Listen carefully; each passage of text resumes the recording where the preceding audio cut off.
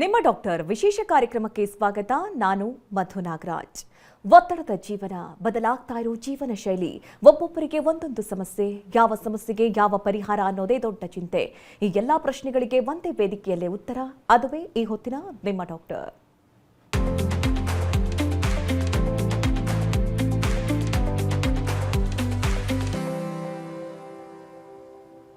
ಒಂದ್ ಕಾಲದಲ್ಲಿ ಆರೋಗ್ಯದ ಬಗ್ಗೆ ಅನುಮಾನ ಬಂದ್ರೆ ವೈದ್ಯರನ್ನ ಭೇಟಿ ಆಗ್ತಾ ಇದ್ರು. ಆದ್ರೆ ಇಂದು ಪರಿಸ್ಥಿತಿ ಬದಲಾಗಿದೆ. ಫೋನ್ ಕೈಯಲ್ಲಿದ್ರೆ ಸಾಕು, ಯೂಟ್ಯೂಬ್, ಇನ್ಸ್ಟಾಗ್ರಾಮ್, ಫೇಸ್ಬುಕ್ನಲ್ಲಿ ಸಾವಿರಾರು ವಿಡಿಯೋಗಳು, ಲಕ್ಷಾಂತರ ಸಲಹೆಗಳು ನಮ್ಮ ಮುಂದಿವೆ. ವಿಶೇಷವಾಗಿ ಸಂತಾನೋತ್ಪತ್ತಿ ಸಂಬಂಧಪಟ್ಟಂತೆ, ಇದನ್ನ ತಿಂದ್ರೆ ಗರ್ಭಧಾರಣೆ ಖಚಿತ, ಈ ಮನೆಮದ್ದು ಮಾಡಿದ್ರೆ IVF ಅಗತ್ಯ ಇಲ್ಲ, ಒಂದೇ ತಿಂಗಳಲ್ಲಿ ಫಲಿತಾಂಶ ಎಂಬಂತಹ ಹೇಳಿಕೆಗಳು ವೈರಲ್ ಆಗ್ತಾ ಇರುತ್ತೆ. ಸಂತಾನೋತ್ಪತ್ತಿ ಸಮಸ್ಯೆ ಪ್ರತಿಯೊಬ್ಬರಲ್ಲೂ ವಿಭಿನ್ನವಾಗಿರುತ್ತೆ. ವಯಸ್ಸು, ಹಾರ್ಮೋನ್ಗಳ ಸ್ಥಿತಿ, ಆರೋಗ್ಯ ಸಮಸ್ಯೆಗಳು, ಜೀವನ ಶೈಲಿ ಸೇರಿದಂತೆ ಹಲವು ಅಂಶಗಳು ಇದನ್ನ ನಿರ್ಧಾರ ಮಾಡುತ್ತೆ. ಹಾಗಾಗಿ ಒಬ್ಬೊಬ್ಬರಿಗೆ ಕೆಲಸ ಮಾಡಿದ ವಿಧಾನ ಮತ್ತೊಬ್ಬರಿಗೆ ಸರಿ ಹೊಂದೋದೇ ಇಲ್ಲ. ಹಾಗಾದ್ರೆ ಸಾಮಾಜಿಕ ಜಾಲತಾಣದಲ್ಲಿನ ಮಾಹಿತಿಯನ್ನ ಸಂಪೂರ್ಣವಾಗಿ ತಳ್ಳಹಾಕಬೇಕಾ ಅಥವಾ ಸರಿಯಾದ ಮಾಹಿತಿಯನ್ನ ಗುರುತಿಸಿ ಬಳಸಬೇಕಾ? ಆರೋಗ್ಯ ಮಾಹಿತಿಯನ್ನ ಹಂಚುವವರ ಹೊಣೆಗಾರಿಕೆ ಎಷ್ಟಾಗಿರುತ್ತೆ? ತಪ್ಪು ಮಾಹಿತಿಯಿಂದ ಜನರ ಜೀವಕ್ಕೆ ಆಗುವಂತಹ ಅಪಾಯಗಳೇನು? ಸರ್ಕಾರ ಮತ್ತು ಸಾಮಾಜಿಕ ಜಾಲತಾಣಗಳು ಇಂತಹ ವಿಷಯಗಳಲ್ಲಿ ಇನ್ನಷ್ಟು ಕಟ್ಟುನಿಟ್ಟಿನ ಕ್ರಮ ಕೈಗೊಳ್ಳಬೇಕಾ? ಇದೆಲ್ಲದರ ಬಗ್ಗೆ ಇವತ್ತು ಮಾಹಿತಿಯನ್ನ ಪಡ್ಕೊಳ್ತಾ ಹೋಗೋಣ. ಬನ್ನಿ, ನಮ್ಮ ಜೊತೆ ಇದ್ದಾರೆ ಗರ್ಭಗುಡಿ IVF ಸೆಂಟರ್ನ IVF ಸ್ಪೆಷಲಿಸ್ಟ್ ಆದಂತಹ ಡಾಕ್ಟರ್ ಶ್ವೇತಾ ಅಶೋಕ್ ಹರ್ನಾಳ್ ಅವರು. ಅವರನ್ನ ಕಾರ್ಯಕ್ರಮಕ್ಕೆ ವೆಲ್ಕಮ್ ಮಾಡ್ಕೊಳ್ಳೋಣ. ಮೇಡಮ್ ನಮಸ್ತೆ, ಕಾರ್ಯಕ್ರಮಕ್ಕೆ ಸ್ವಾಗತ. ಮೊದಲನೇದಾಗಿ ನಾವು ನೋಡ್ತಾ ಇರ್ತೀವಿ ಹಲವು ವಿಚಾರಗಳ ಬಗ್ಗೆ, ಬರೀ ಸಂತಾನೋತ್ಪತ್ತಿ ಅನ್ನೋದಲ್ಲ, ಹಲವು ವಿಚಾರಗಳ ಬಗ್ಗೆ, ಆರೋಗ್ಯ ಸಮಸ್ಯೆಗಳ ಬಗ್ಗೆ ಈ ಸೋಷಿಯಲ್ ಮೀಡಿಯಾದಲ್ಲಿ ಕೆಲವರು ಡಾಕ್ಟರ್ಸ್ಗಳು ಅಲ್ಲದೆ ಇದ್ರೂ ಕೂಡ ಈ ಇನ್ಫ್ಲೂಯೆನ್ಸರ್ ಅನ್ಸ್ಕೊಂಡವರು ಮಾತನಾಡ್ತಾ ಇರ್ತಾರೆ. ಈ ಬಗ್ಗೆ ಏನು ಹೇಳ್ತೀರಾ? ಇವಾಗ ಎಲ್ಲರೂ ಸೋಷಿಯಲ್ ಮೀಡಿಯಾದಲ್ಲಿ ಇರ್ತಾರೆ. ನಮ್ಮ ಹತ್ರ ಬರೋ ಪೇಷಂಟ್ಸ್ಗಳೆಲ್ಲನೂ ಮ್ಯಾಮ್ ನಾವು ಇದನ್ನು ನೋಡಿದ್ವಿ, ಇದು ಕರೆಕ್ಟಾ, ನಾವು ಸೋಷಿಯಲ್ ಮೀಡಿಯಾದಲ್ಲಾಗಲಿ ಅಥವಾ ಇನ್ಸ್ಟಾಗ್ರಾಮಲ್ಲಾಗಲಿ ಯೂಟ್ಯೂಬಲ್ಲಾಗಲಿ ಇದನ್ನೆಲ್ಲ ನೋಡಿದ್ವಿ, ಇದು ನಿಜಾನಾ ಅಂತ ಬಂದುಬಿಟ್ಟು ಕೇಳ್ತಾರೆ. ಓಕೆ, ಆಮೇಲೆ ಹಾಗೆ ChatGPT ಕೂಡ. ಓಕೆ, ಸೊ ಎಲ್ಲ ಇನ್ಫಾರ್ಮೇಷನು ನಮಗೆ ತುಂಬ ಈಸಿಯಾಗಿ ಇತ್ತೀಚೆಗೆ ಸಿಗ್ತಾ ಇದೆ. ಬಟ್ ಅದರಲ್ಲಿ ಜೆನ್ಯೂನ್ ಇನ್ಫಾರ್ಮೇಷನ್ ಏನು, ಅದರ ಸೋರ್ಸ್ ಏನು, ನಿಖರವಾದ ಸೋರ್ಸಿಂದ ಬರ್ತಾ ಇದೆಯಾ, ಅದನ್ನು ತಿಳ್ಕೊಳ್ಳೋದು ತುಂಬಾ ಇಂಪಾರ್ಟೆಂಟ್. ಓಕೆ, ಇವಾಗ ಸೋಷಿಯಲ್ ಮೀಡಿಯಾ ಅಂತ ನಮ್ಗೆ ಹೆಲ್ಪ್ ಕೂಡ ತುಂಬ ಆಗ್ತಾ ಇದೆ. ಓಕೆ, ಬಟ್ ನಾವು ಯಾವಾಗ ಒಂದು ಫರ್ಟಿಲಿಟಿ ಸ್ಪೆಷಲಿಸ್ಟ್ನ ಮೀಟ್ ಮಾಡಬೇಕು, ಯಾವ್ಯಾವ ಥರ ಫರ್ಟಿಲಿಟಿ ಸಮಸ್ಯೆ ನಮ್ಗೆ ಆಗ್ಬೋದು, ಆಮೇಲೆ ಅದಕ್ಕೆಲ್ಲ ಯಾವ ಥರ ಟ್ರೀಟ್ಮೆಂಟ್ಸ್ಗಳಿದೆ, ಇದು ಎಲ್ಲದ್ರ ಬಗ್ಗೆನೂ ಇನ್ಫಾರ್ಮೇಷನ್ ಸೋಷಿಯಲ್ ಮೀಡಿಯಾ ಮತ್ತು ಇಂಟರ್ನೆಟ್ಟಲ್ಲಿ ನಿಮಗೆ ಸಿಗುತ್ತೆ. ಬಟ್ ಇದನ್ನು ಹೇಗೆ ನಾವು ಯೂಸ್ ಮಾಡ್ಕೋತಾ ಇದ್ದೀವಿ ಅದು ತುಂಬಾ ಇಂಪಾರ್ಟೆಂಟ್ ಆಗುತ್ತೆ. ಓಕೆನಾ, ನಾವು ಒಂದು ಸೋಷಿಯಲ್ ಮೀಡಿಯಲ್ಲಿ ಒಂದು ರೀಲ್ ನೋಡಿದಾಗ, ಓಕೆ, ಫರ್ಟಿಲಿಟಿ ಬಗ್ಗೆ, ಅದು ಅದೇ ಥರ ರೀಲ್ಸ್ನ ರೆಕಮೆಂಡ್ ಮಾಡ್ತಾ ಹೋಗುತ್ತೆ. ಓಕೆ, ಸೊ ಕೆಲವೊಂದು ಫರ್ಟಿಲಿಟಿ ಸಮಸ್ಯೆ ಬಗ್ಗೆ ಬರುತ್ತೆ, ಕೆಲವೊಂದು ಎಕ್ಸಸೈಸ್ ಬಗ್ಗೆ ಬರುತ್ತೆ, ಕೆಲವೊಂದು ಡಯಟ್ ಬಗ್ಗೆ ಬರುತ್ತೆ. ಸೊ ಈ ಥರ ಎಲ್ಲ ವಿಷಯಗಳನ್ನು ನಾವು ಒಟ್ಟಿಗೆ ನೋಡಿದಾಗ ಕನ್ಫ್ಯೂಷನ್ ಅನ್ನೋ ಸಿಚುವೇಶನ್ ಅಲ್ಲಿ ಅರೈಸ್ ಆಗಿಬಿಡುತ್ತೆ. ಸೊ ಆ ಮೊಮೆಂಟಲ್ಲಿ ಆ ಸೋಷಿಯಲ್ ಮೀಡಿಯಾ ಇನ್ಫಾರ್ಮೇಷನ್ನ ನಾವು ಬರೀ ಇನ್ಫಾರ್ಮೇಷನ್ ಥರ ಯೂಸ್ ಮಾಡಬೇಕು. ಅದನ್ನು ಯೂಸ್ ಮಾಡಿಕೊಂಡು ನಾವು ನಮ್ಮನ್ನು ಡಯಾಗ್ನೋಸ್ ಮಾಡೋದಾಗಲಿ, ನಮಗೆ ಈ ಸಮಸ್ಯೆ ಇದೆ ಅಂತ ಊಹೆ ಮಾಡ್ಕೊಳ್ಳೋದಾಗಲಿ, ಅಥವಾ ಇದನ್ನು ಮಾಡಿದ್ರೆ ನನ್ನ ಸಮಸ್ಯೆ ಸರಿ ಹೋಗಿಬಿಡತ್ತೆ ಅಂತ ಊಹೆ ಮಾಡ್ಕೊಳ್ಳೋದಾಗಲಿ, ಈ ಥರ ಮಾಡಬಾರ್ದು. ಸೊ ಆಲ್ವೇಸ್ ಸೋಷಿಯಲ್ ಮೀಡಿಯಾನ ಯೂಸ್ ಮಾಡಿಕೊಂಡು ನಮ್ಮ ನಾಲೆಜ್ನ ನಾವು ಹೆಚ್ಚು ಮಾಡ್ಕೋಬೋದು. ಹೆಲ್ಪ್ ತೊಗೊಂಡು ನಾವು ಸಕ್ಸಸ್ ರೇಟ್ಸ್ನ ಜಾಸ್ತಿ ಮಾಡ್ಕೊಳ್ಳೋದಕ್ಕೆ ನಾವು ಅದ್ರ ಯೂಸ್ ತಗೋಬಹುದು. ಬಟ್ ಡಾಕ್ಟರ್ಸ್ನ ಯಾವತ್ತೂ ರಿಪ್ಲೇಸ್ ಮಾಡೋಕ್ಕೆ ಅದನ್ನು ಹೋಗ್ಬಾರ್ದು. ನೀವು ನೋಡಿದಂತೆ ಈ ಸಂತಾನೋತ್ಪತ್ತಿ ವಿಚಾರದಲ್ಲಿ ದೊಡ್ಡ ಮಿತ್ ಯಾವುದು ಸೋಷಿಯಲ್ ಮೀಡಿಯಾದಲ್ಲಿ ನೋಡಿದಂಥದ್ದು? ಅಂದರೆ 100% ಅನ್ನೋದು ಒಂದು ತುಂಬ ದೊಡ್ಡ ಮಿತ್. ಓಕೆ, ನಾವು ಯಾವುದೇ ಥರ ಟ್ರೀಟ್ಮೆಂಟ್ ತೊಗೊಳ್ಳಿ, ಓಕೆ, ಅದು ಅಲೋಪತಿನೇ ಆಗಲಿ ಆಯುರ್ವೇದನೇ ಆಗಲಿ, ಎಲ್ಲದರಲ್ಲೂ ಒಂದು ಪ್ರೋಸ್ ಕಾನ್ಸ್ ಅಂತ ಇರುತ್ತೆ. ಕೆಲವೊಂದು ವಿಷಯಕ್ಕೆ ಡೆಫಿನೆಟ್ಲಿ IVF ಬೇಕಾಗುತ್ತೆ. ಫಾರ್ ಎಕ್ಸಾಂಪಲ್, ಒಬ್ಬ ಟ್ಯೂಬ್ ಬ್ಲಾಕ್ಡ್ ಇದೆ ಅಂದ್ಕೊಳ್ಳಿ, ಅಂದರೆ ಗರ್ಭನಾಳಗಳು ಬ್ಲಾಕ್ಡ್ ಇದೆ ಅಂದ್ಕೊಳ್ಳಿ, ಅಥವಾ ನಾವು ಸೆಮೆನ್ ಅನಾಲಿಸಿಸ್ ಮಾಡಿದಾಗ ಅದರಲ್ಲಿ ವೀರ್ಯನೇ ಇಲ್ಲ ಅಂತ ಬಂತು ಅಂದ್ಕೊಳ್ಳಿ. So all these are definite indications IVF ಮಾಡೋದಕ್ಕೆ. ಸೊ ಆವಾಗ ನಾವು ಎಷ್ಟೇ ಲೈಫ್ ಸ್ಟೈಲ್ ಮಾಡಿಫಿಕೇಷನ್ ಮಾಡಲಿ, ಬೇರೆ ಯಾವುದೇ ಥರ ಟ್ರೀಟ್ಮೆಂಟ್ ತೊಗೊಳ್ಳಿ, sometimes it doesn't work. So ಅದನ್ನು ನಾವು ಅರ್ಥ ಮಾಡ್ಕೋಬೇಕು. ಇದರಲ್ಲಿ ಇನ್ನು ಮಕ್ಕಳಾಗದೇ ಇರೋದಕ್ಕೆ ಹಲವು ಸಮಸ್ಯೆಗಳಿರುತ್ತೆ. ಆದರೆ ಈ ಸೋಷಿಯಲ್ ಮೀಡಿಯಾದಲ್ಲಿ ಬಂದಂಥದ್ದು ಅಥವಾ ಅವ್ರು ಚೆಕ್ ಮಾಡಿದಾಗ ಸಿಕ್ಕಂತಹ ಮಾಹಿತಿ ಪ್ರಕಾರ ಅವ್ರು ಏನೇನೋ ಸಪ್ಲಿಮೆಂಟ್ಸನ್ನು ತಗೊಳ್ಳೋದು ಅಥವಾ ಮನೆ ಮದ್ದನ್ನು ಮಾಡ್ಕೊಳ್ಳೋದು, ಇದೆಷ್ಟು ಸರಿ ಅಂತ ಹೇಳ್ತೀರಾ? ನಾನು ಮುಂಚೆನೂ ಹೇಳ್ದಂಗೆ ಸೋಷಿಯಲ್ ಮೀಡಿಯಾದಲ್ಲಿ ಬರೋದು ಜಸ್ಟ್ ಇನ್ಫಾರ್ಮೇಷನ್. ಒಂದು 30-40 ಸೆಕೆಂಡ್ಸ್ ರೀಲ್ ನೋಡಿ ನಾವು ಡಿಸೈಡ್ ಮಾಡೋದಕ್ಕಾಗಲ್ಲ ನಮಗೆ ಇದು ಹೆಲ್ಪ್ ಆಗುತ್ತಾ, ನಮಗೆ ಈ ಸಮಸ್ಯೆ ಇದೆಯಾ. ಬಿಕಾಸ್ ಅಲ್ಲಿ ನಮ್ಗೆ ಜಸ್ಟ್ ಇನ್ಫಾರ್ಮೇಷನ್ ಸಿಗ್ತಾ ಇದೆ. ನಮಗೇನು ಪ್ರಾಬ್ಲಮ್ಸ್ ಇದೆ, ನಾವೇನು ಹೇಳೋಕ್ಕೆ ಇಷ್ಟಪಡ್ತೀವಿ ಅದು ನಮಗೆ ಗೊತ್ತಾಗಲ್ಲ ಅಲ್ಲಿ. ಓಕೆ, ಸೊ ಯಾವುದೇ ಇನ್ಫಾರ್ಮೇಷನ್ ಇದ್ರೂ ಅದನ್ನು ಒಂದು ಡಾಕ್ಟರ್ ಹತ್ರ ಹೋಗ್ಬಿಟ್ಟು ವ್ಯಾಲಿಡೇಟ್ ಮಾಡ್ಕೊಳ್ಳೋದು ತುಂಬ ಇಂಪಾರ್ಟೆಂಟ್. ಓಕೆ, ಎಷ್ಟೇ ಇನ್ಫಾರ್ಮೇಷನ್ ನಮಗೆ ಸಿಕ್ಕರೂ ಸೋಷಿಯಲ್ ಮೀಡಿಯಾ ನಮಗೆ ಎಕ್ಸಾಮಿನ್ ಮಾಡೋಕ್ಕಾಗಲ್ಲ. ಒಂದು ಡಾಕ್ಟರ್ ಎಕ್ಸಾಮಿನ್ ಮಾಡೋ ಥರ ನಮಗೆ ಎಕ್ಸಾಮಿನ್ ಮಾಡೋದಕ್ಕಾಗಲ್ಲ. ಬೇರೆ ಏನಾದರೂ ಸಮಸ್ಯೆ ಇದೆಯಾ, ಸಂತಾನೋತ್ಪತ್ತಿ ಸಮಸ್ಯೆ ಬಿಟ್ಟು ಬೇರೆ ಏನಾದರೂ ಮೆಡಿಕಲ್ ಕಂಡೀಷನ್ಸ್ ಇದೆಯಾ, ಈ ಮಾತ್ರೆನ ನಾವು ಈ ಕಂಡೀಷನಲ್ಲಿ ತೊಗೋಬೋದಾ ಇಲ್ವಾ, ಆಮೇಲೆ ನಮಗೆ ಬೇರೆ ಏನಾದರೂ ಸೀರಿಯಸ್ ಅಂದರೆ ಕಾರ್ಡಿಯಾಕ್ ಇಶ್ಯೂಸ್ ಇದೆಯಾ, ಆಟೋ ಇಮ್ಯೂನ್ ಡಿಸಾರ್ಡರ್ಸ್ ಇದೆಯಾ, ಓಕೆ, ಡಯಾಬಿಟೀಸ್ ಇದೆಯಾ, ಹೈಪರ್ ಟೆನ್ಷನ್, BP, ಇದನ್ನೆಲ್ಲ ನಾವು ನೋಡೋದಕ್ಕಾಗಲ್ಲ just by that information in social media.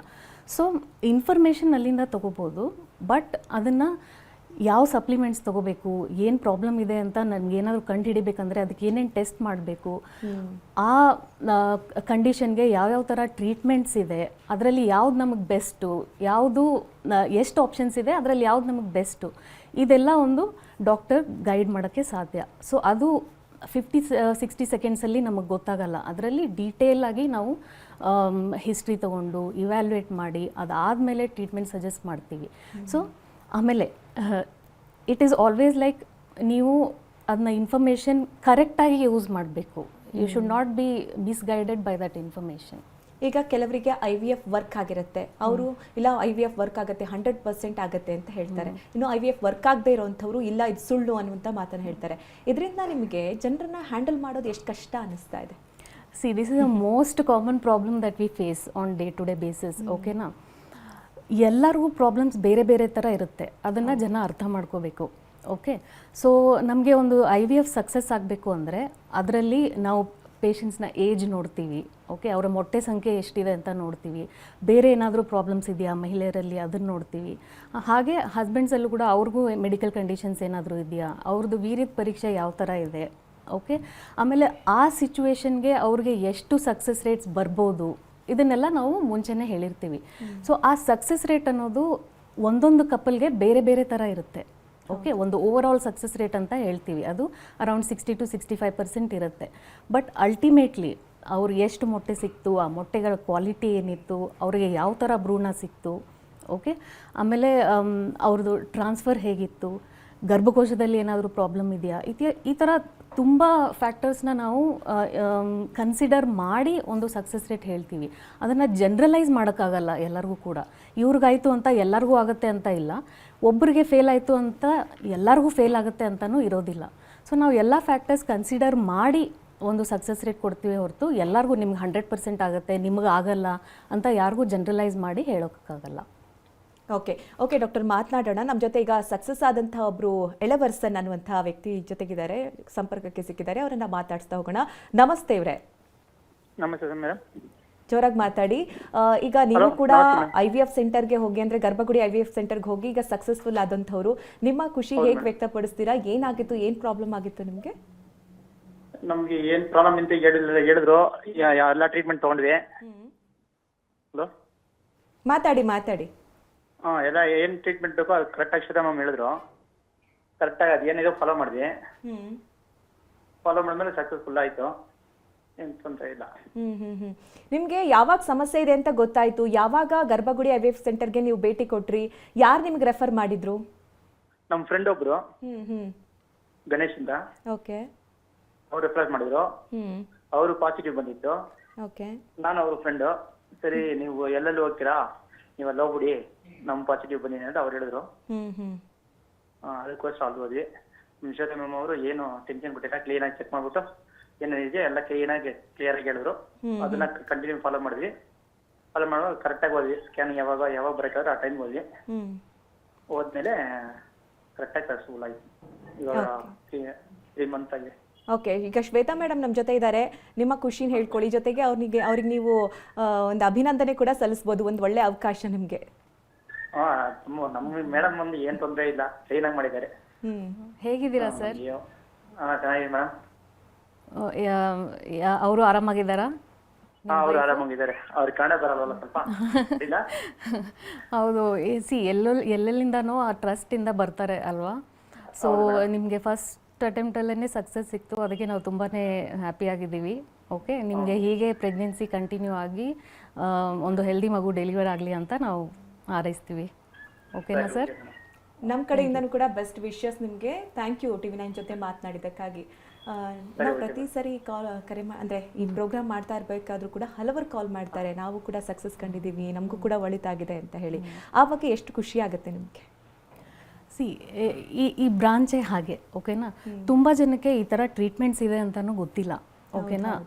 ಲೇಟಾಗಿ ಗೊತ್ತಾಗುತ್ತೆ. ಫಾರ್ ಎಕ್ಸಾಂಪಲ್, ಇವಾಗ ನಮ್ಮ ಹತ್ರ 2 ಇಯರ್ಸ್ ಮ್ಯಾರಿಡ್ ಲೈಫ್ ಅಂದರೆ ಮದುವೆ ಆಗಿ 2 ವರ್ಷ ಆಗಿರೋರು ಬರ್ತಾರೆ, ಮದುವೆ ಆಗಿ 20-25 ವರ್ಷ ಆಗಿರೋರು ಬರ್ತಾರೆ. ಯಾಕೆ ಅವರಿಗೆ ಇಷ್ಟು ಲೇಟ್ ಆಯಿತು ನಮ್ಮ ಹತ್ರ ಬರೋದಕ್ಕೆ ಅಲ್ವಾ? ಅದೊಂದು ಕ್ವೆಶನ್ ನಮ್ಮ ಮೈಂಡಲ್ಲಿ ಯಾವಾಗಲೂ ಓಡ್ತಾ ಇರುತ್ತೆ. ಯಾಕೆ ಇವರು ಇಷ್ಟು ಟೈಮ್ ವೇಸ್ಟ್ ಮಾಡಿದ್ರು, ಯಾಕೆ ಮುಂಚೆನೇ ಬರಲಿಲ್ಲ ಅಂತ ನಮಗೆ ಒಂದು ಮನಸ್ಸಲ್ಲಿ ಬರುತ್ತೆ, ಓಕೆನಾ.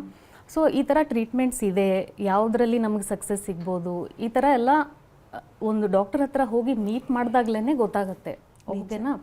ಸೊ ಈ ಥರ ಟ್ರೀಟ್ಮೆಂಟ್ಸ್ ಇದೆ ಅಂತ ಗೊತ್ತಾದರೆ ಮಾತ್ರ ನಮಗೆ ಎಕ್ಸ್ಪೀರಿಯನ್ಸ್ ಆಗಿದೆಯಾ ಈ IVF ಬಗ್ಗೆ? ನೆಗೆಟಿವ್ ಅಂದರೆ ಮೈಂಡ್ ಸೆಟ್ ಇಟ್ಕೊಂಡು ಬಂದಂಥವ್ರದ್ದು ಆ ಥರದ್ದು ಎಕ್ಸ್ಪೀರಿಯನ್ಸ್ ಆಗಿದೆಯಾ?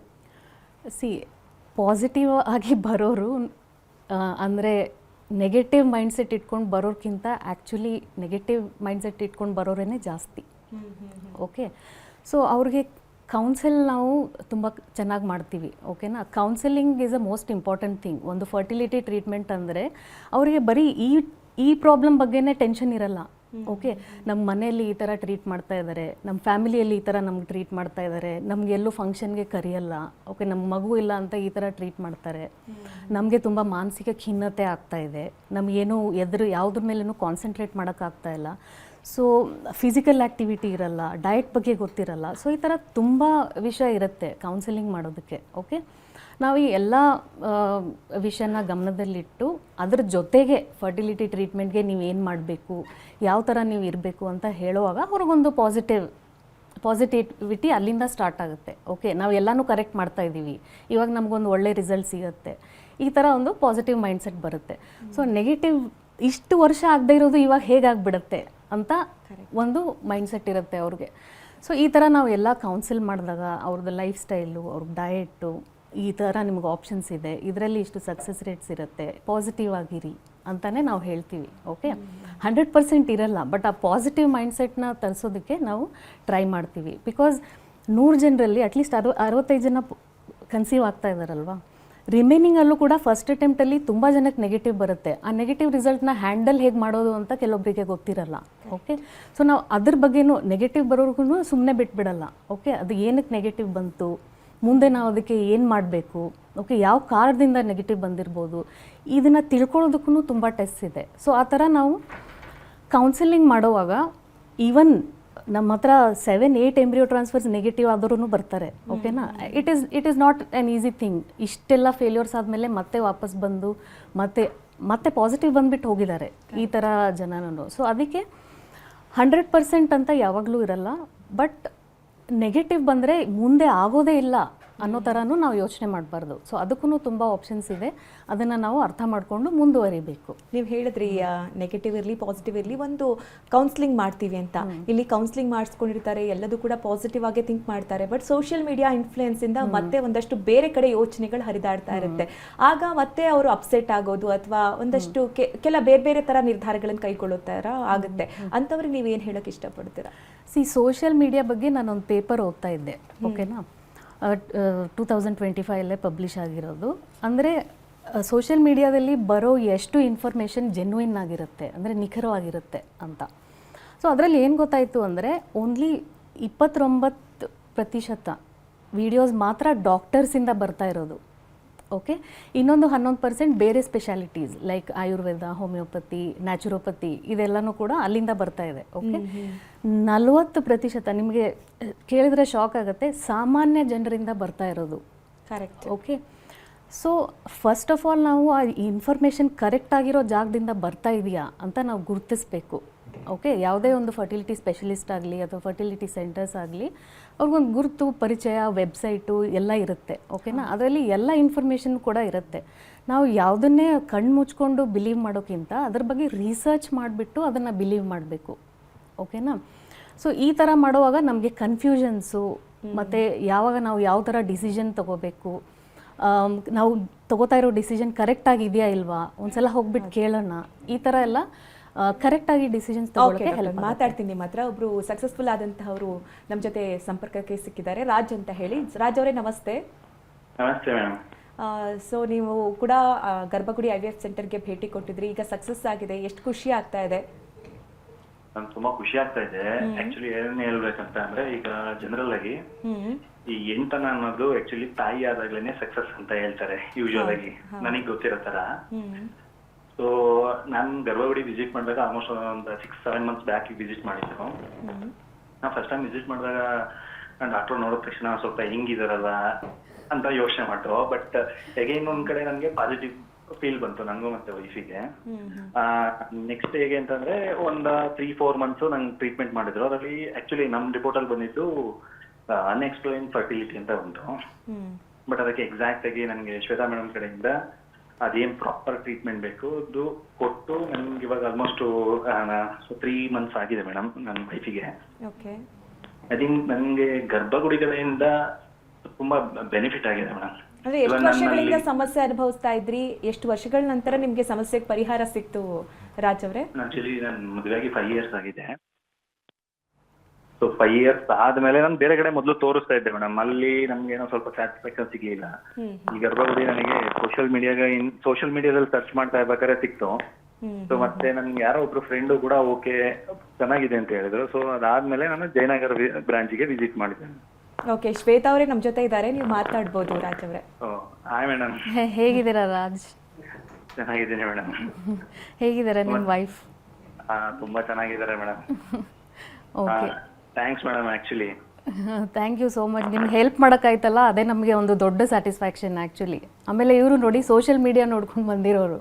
ಓಕೆ, ಅಂದರೆ ಅದು ಯಾವಾಗಲೂ ಅಗೇನ್ಸ್ಟ್ ಆಗಿ ವರ್ಕ್ ಮಾಡುತ್ತೆ ಅಂತ ಇಲ್ಲ, ತುಂಬ ಜನಕ್ಕೆ ಹೆಲ್ಪ್ ಆಗುತ್ತೆ ಆ್ಯಕ್ಚುಲಿ. ಸೋಷಿಯಲ್ ಮೀಡಿಯಾದಿಂದ ನಾವು ಮಾತಾಡ್ತಾ ಇದ್ವಿ ಏನೆಲ್ಲ ನೆಗೆಟಿವ್ ಇಂಪ್ಯಾಕ್ಟ್ ಆಗಬಹುದು ಅಂತ ಹೇಳಿ, ಬಟ್ ಪಾಸಿಟಿವ್ ಇಂಪ್ಯಾಕ್ಟ್ ಕೂಡ ಇದೇ ರೀತಿ ಆಗುತ್ತೆ. ಥ್ಯಾಂಕ್ ಯು ರಾಜ್ ಅವರೇ ಕರೆ ಮಾಡಿದ್ದಕ್ಕಾಗಿ.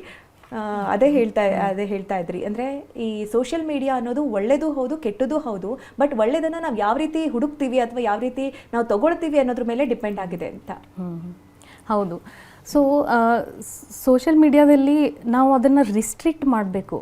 ಓಕೆ, ಅದರದ್ದೇ ಆದ ಇಲ್ ಇಫೆಕ್ಟ್ಸ್ ಇದೆ. ನಾವು ಒಂದು ರೀಲ್ ಬಂತು ಅಂತ ಅದ್ರ ರಿಲೇಟೆಡ್ ತುಂಬ ರೀಲ್ಸ್ ಬರುತ್ತೆ, ಅದನ್ನು ನಾವು ನೋಡ್ತಾ ಹೋದರೆ ನಮಗೂ ಒಂದು ಸೈಕಾಲಜಿಕಲ್ ಇಫೆಕ್ಟ್ಸ್ ಅಂತ ಹೇಳ್ಬೋದು. ಲೈಕ್ ಫಾರ್ ಎಕ್ಸಾಂಪಲ್ ನಮಗೆ ಅಟೆನ್ಷನ್ ಡೆಫಿಸಿಟ್ ಆಗುತ್ತೆ. ಒಂದು 50 seconds ರೀಲ್ ಕೂಡ ನಾವು ಕಂಪ್ಲೀಟಾಗಿ ನೋಡಲ್ಲ. ಓಕೆನಾ? So that is attention deficit. ಆಮೇಲೆ ಅಲ್ಲಿ ತುಂಬ ಲೈಫ್ ಸ್ಟೈಲ್ ಬಗ್ಗೆ ನಾವು ಈ ಥರ ಇರಬೇಕು, ಇಷ್ಟು ನಾವು ಎಕ್ಸರ್ಸೈಸ್ ಮಾಡಬೇಕು, ಓಕೆ ನಾವು ಇದೇ ಥರ ಇರಬೇಕು, ಈ ಥರ ಮಾಡಿದಾಗ ಏನಾಗುತ್ತೆ ಅಂದರೆ ಎಲ್ಲ ನಾರ್ಮಲ್ ಇರೋರು ಕೂಡ ಸ್ಟ್ರೆಸ್ ಆಗಿಬಿಡ್ತಾರೆ. ಓಕೆನಾ? ನಾವು ಈ ಥರ ಇದ್ರೇ ನಮಗೆ ಸಕ್ಸಸ್ ಸಿಗುತ್ತೆ, ನಾವು ಇದನ್ನು ಮಾಡ್ತಾ ಇಲ್ಲ ಅಂತ ಒಂದು ಕಾನ್ಸ್ಟೆಂಟ್ ಆತಂಕ, ಆ್ಯಂಸೈಟಿ. ಓಕೆನಾ? ಹಾಗೆ ಇನ್ನೊಂದು ರೀತಿ ಹೇಗೆ ಅಫೆಕ್ಟ್ ಮಾಡುತ್ತೆ ಅಂದರೆ, ನಾವು ಇದನ್ನ ಎಲ್ಲ ಮಾಡಿದ್ರೂ ಕೂಡ ನಮ್ಗೆ ಆಗ್ತಾ ಇಲ್ಲ ಅಲ್ವಾ ಅಂತ ಒಂದು ಮಾನಸಿಕ ಖಿನ್ನತೆ ಒಳಗಾಗ್ತಾರೆ ಕೆಲವೊಬ್ಬರು. ಓಕೆನಾ? ಸೊ ನಾವು ಏನು ಮಾಡೋದು ಇವಾಗ? ಏನೇ ಮಾಡಿದ್ರೂ ಆಗ್ತಾ ಇಲ್ವಲ್ಲ ಅದರಲ್ಲಿ ಒಂದು 2-3 years ಕಳೆದುಕೊಂಡು ಆಮೇಲೆ ಡಾಕ್ಟರ್ಸ್ ಹತ್ರ ಬರ್ತಾರೆ ಕೆಲವೊಬ್ಬರು. ಓಕೆನಾ? ಯಾಕೆ ಸೋಷಿಯಲ್ ಮೀಡಿಯಾ ತುಂಬ ನೋಡ್ತಾರೆ ಅಂದರೆ, ಅದು ದಟ್ ಈಸ್ ಫ್ರೀ ಇನ್ಫಾರ್ಮೇಷನ್, ಮನೆಯಲ್ಲೇ ಕೂತ್ಕೊಂಡು ಆರಾಮಾಗಿ ಸಿಗ್ತಾ ಇದೆ. ಓಕೆನಾ? ಸೊ ಇದನ್ನು ಮಾಡಿಬಿಟ್ಟು ನೋಡೋಣ ಏನಾಗುತ್ತೆ ಅಂತ ತುಂಬ ಜನ ಈ ಥರನೂ ಟೈಮ್ ವೇಸ್ಟ್ ಮಾಡ್ತಾ ಇರ್ತಾರೆ. ಓಕೆನಾ? ನಾವು ತುಂಬ ವೀಡಿಯೋಸ್ ಮಾಡ್ತೀವಿ, ಅದರಲ್ಲಿ ಹೇಳ್ತೀವಿ ಓಕೆ ಈ ಸಮಸ್ಯೆ ಇರ್ಬೋದು, ಈ ಥರ ಟ್ರೀಟ್ಮೆಂಟ್ ಇದೆ ಅಂತ. ಬಟ್ ನಾವು ಯಾವಾಗಲೂ ಎಂಡಲ್ಲಿ ವೈದ್ಯರನ್ನು ಭೇಟಿ ಮಾಡಿ ಅಂತಲೂ ಹೇಳ್ತೀವಿ. ಓಕೆ, ಬರೀ ಇದನ್ನು ಯೂಸ್ ಮಾಡಿಕೊಂಡು ನೀವು ಟ್ರೀಟ್ಮೆಂಟ್ ತೊಗೋಬೇಡಿ, ಯಾವಾಗಲೂ ಒಂದು ವೈದ್ಯರನ್ನು ಭೇಟಿ ಮಾಡಿ ನಿಮಗೆ ಸೂಕ್ತವಾದ ಟ್ರೀಟ್ಮೆಂಟ್ ತಗೊಳ್ಳಿ ಅಂತಲೇ ಹೇಳ್ತೀವಿ. ಈಗ ಸೋಷಿಯಲ್ ಮೀಡಿಯಾ ಅನ್ನೋದು ಡಾಕ್ಟರ್ಸ್ಗಳಿಗೂ ಕೂಡ ಒಂದು ಒಳ್ಳೆ ಪ್ಲಾಟ್ಫಾರ್ಮ್ ಆಗಿದೆ. ಅಂದರೆ ಡಾಕ್ಟರ್ಸ್ಗಳು ಕೂಡ ಬಂದು ಮಾತನಾಡ್ತಾ ಇರ್ತಾರೆ, ಒಂದಷ್ಟು ಸಲಹೆಗಳನ್ನು ಕೊಡ್ತಾ ಇರ್ತಾರೆ.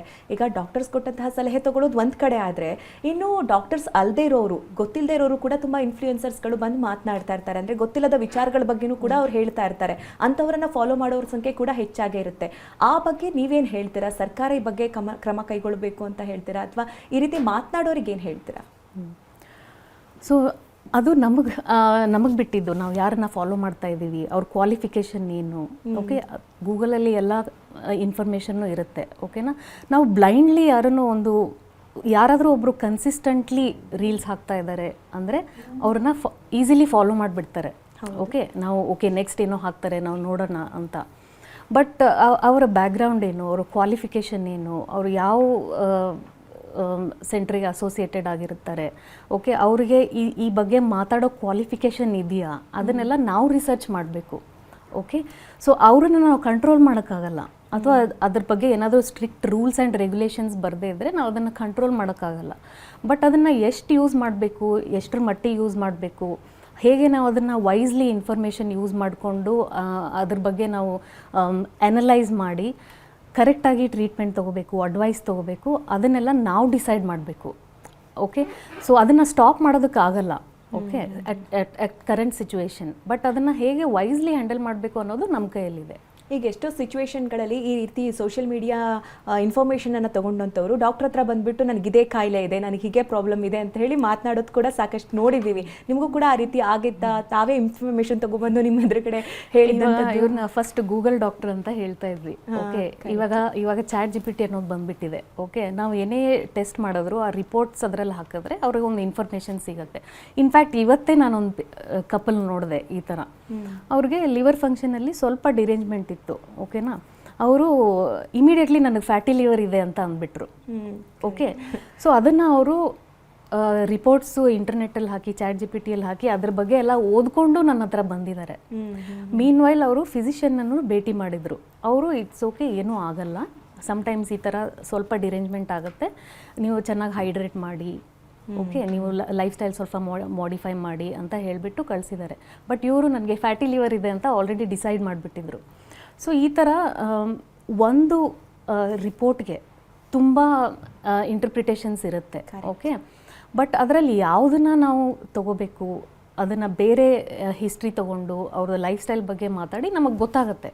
ಬಟ್ ಚಾಟ್ GPTಗೆ ಅದೆಲ್ಲ ಗೊತ್ತಾಗಲ್ಲ. ಓಕೆ, ನಮ್ಮ ಪಾಯಿಂಟ್ ಆಫ್ ವ್ಯೂ ನಾವೇನು ಮಾಡ್ತಾ ಇದ್ದೀವಿ ಅದೆಲ್ಲ ಅಲ್ಲಿ ಗೊತ್ತಾಗಲ್ಲ.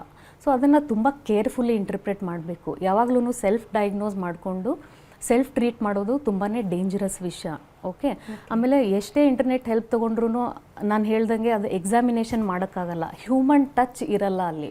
ನಾನೇನು ಹೇಳೋಕ್ಕೆ ಇಷ್ಟಪಡ್ತಾ ಇದ್ದೀನಿ ಅದಕ್ಕೆ ಗೊತ್ತಾಗಲ್ಲ. ಅಂದರೆ ಅದು ನಮ್ಮ ಥರ ಏನು ಕೇಳಬೇಕು ನಿಮಗೆ, ಅದು ಚಾಟ್ GPTಗೆ ಅಥವಾ ಇಂಟರ್ನೆಟ್ಟಿಗೆ ಗೊತ್ತಿರಲ್ಲ.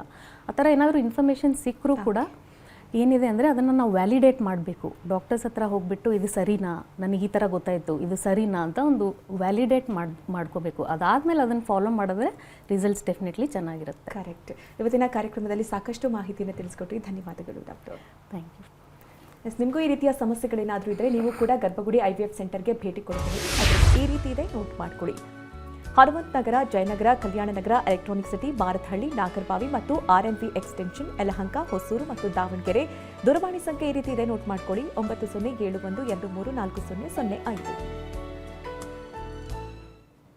ಇದು ಇವತ್ತಿನ ನಿಮ್ಮ ಡಾಕ್ಟರ್. ನಿರಂತರ ಸುದ್ದಿಗಾಗಿ ನೋಡ್ತಾ ಇರಿ TV9.